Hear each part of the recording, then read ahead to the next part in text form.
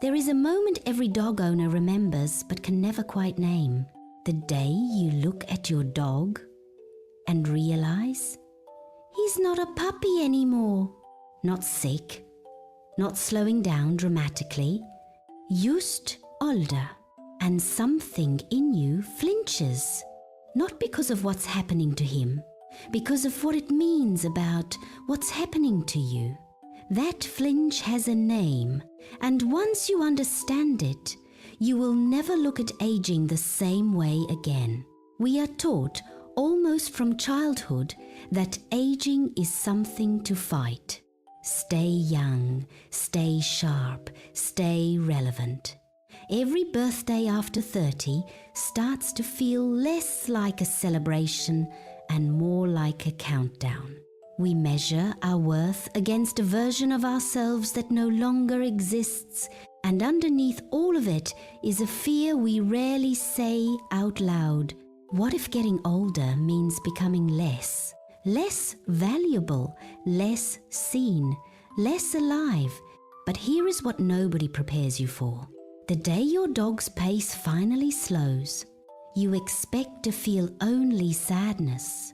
Instead, you notice something stranger. He is not afraid. He doesn't mourn his younger self. He doesn't compare today's walk to the run he used to take 5 years ago.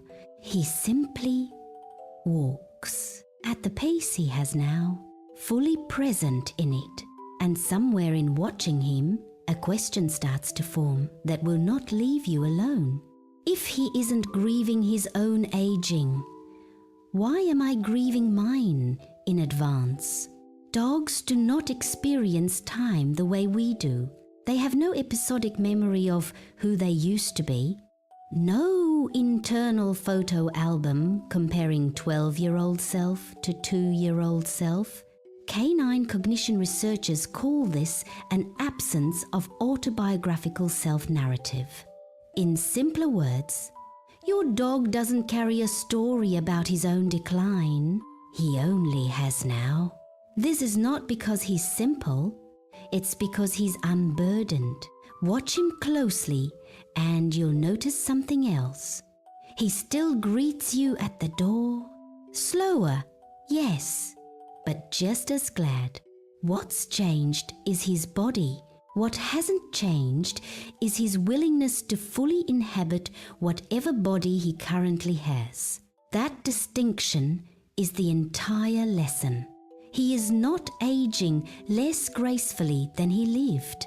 He is aging exactly as he lived, present, unhurried, fully in the moment he's actually in. Here is the mechanism worth understanding. Human aging anxiety is rarely about the body. It's about identity disruption. Psychologists call it possible self-discrepancy. The painful gap between who you imagined you'd become and who you actually are at this point in time. The wider that gap feels, the more aging feels like loss. But notice, that gap doesn't exist in your dog. He never built an idealized future self to measure himself against. He never imagined being faster, younger, more impressive at 60 than he is today. He has no discrepancy because he has no comparison.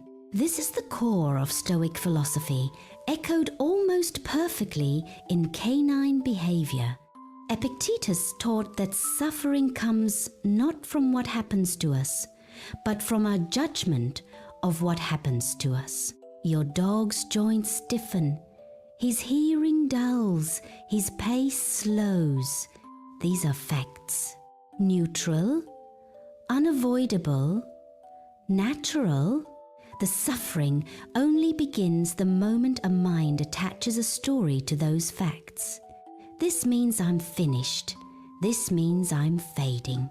Your dog never attaches that story, so he never suffers from the idea of aging, only experiences the aging itself plainly without commentary. That is not ignorance. That is mastery. I think of it now as the sunlight principle. Watch an aging dog find a patch of sun on the floor. He doesn't lie there wishing he could chase it the way he used to. He doesn't resent that his legs move slower getting to it. He simply arrives and lets the warmth hold him completely. No performance, no urgency, no story about decline, just full, unguarded presence in the one moment he has. I started asking myself, what would it feel like to enter each new year of my life the way he enters that sunlight? Not bracing, not measuring this version of me against some imagined younger ideal, just arriving fully, in the body, the mind, the life I actually have right now. This is the shift. Aging stops being a subtraction the moment you stop comparing it to a past that no longer applies. Your dog never compares. He only arrives, and every single day, that arrival is enough for him. I used to think growing older was something happening to me. Now I think of it differently. It is simply the next room I haven't walked into yet. My dog has taught me that grace isn't found in staying the same. It's found in meeting each version of yourself without flinching. He doesn't long for his younger legs. He simply walks with the ones he has. And somehow that has made him the calmest creature I have ever known. Maybe aging was never the enemy. Maybe the fear was. And maybe grace was always this simple. Just showing up fully in whatever body this moment gave you.